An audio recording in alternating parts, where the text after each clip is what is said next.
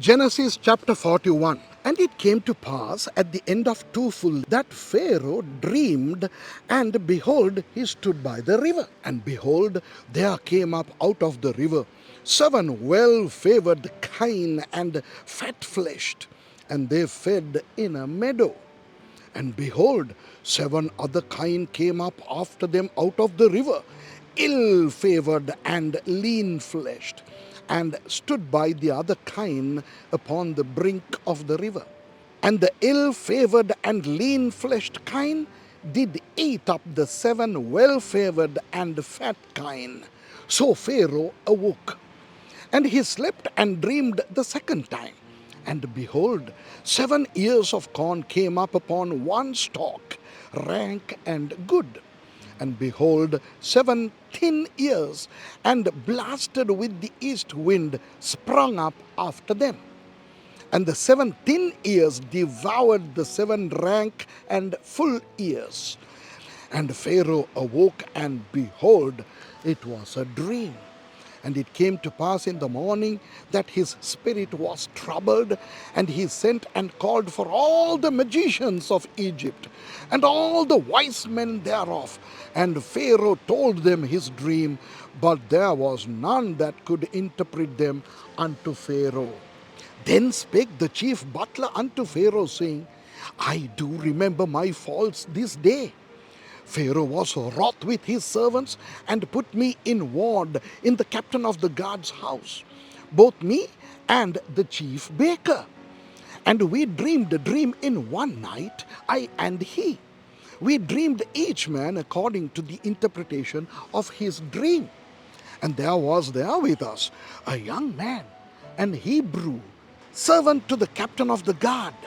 And we told him, and he interpreted to us our dreams. To each man according to his dream he did interpret. And it came to pass, as he interpreted to us, so it was. Me he restored unto mine office, and him he hanged. Then Pharaoh sent and called Joseph, and they brought him hastily out of the dungeon. And he shaved himself, and changed his raiment, and came in unto Pharaoh. And Pharaoh said unto Joseph, I have dreamed a dream, and there is none that can interpret it.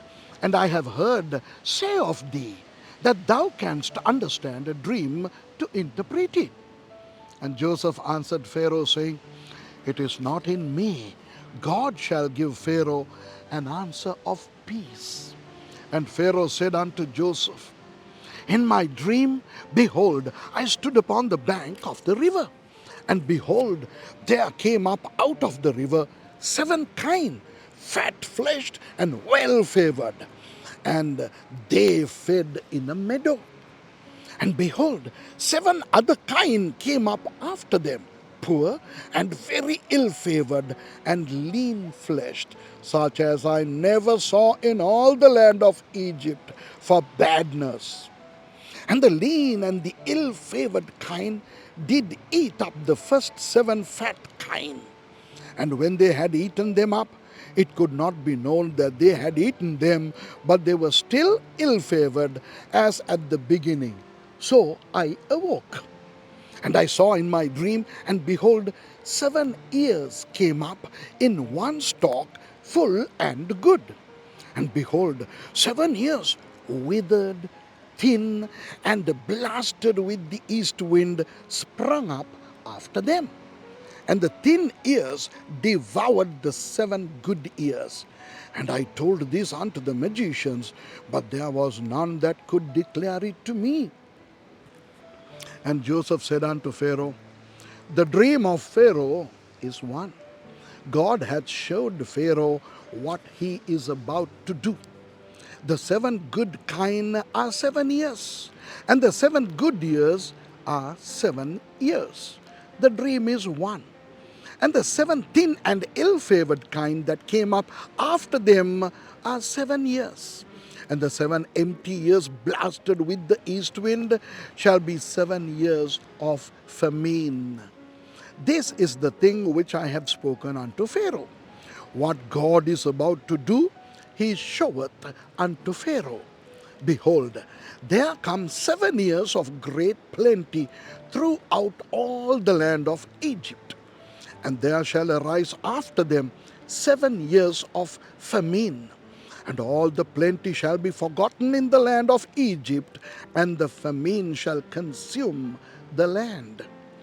And the plenty shall not be known in the land by reason of that famine following, for it shall be very grievous.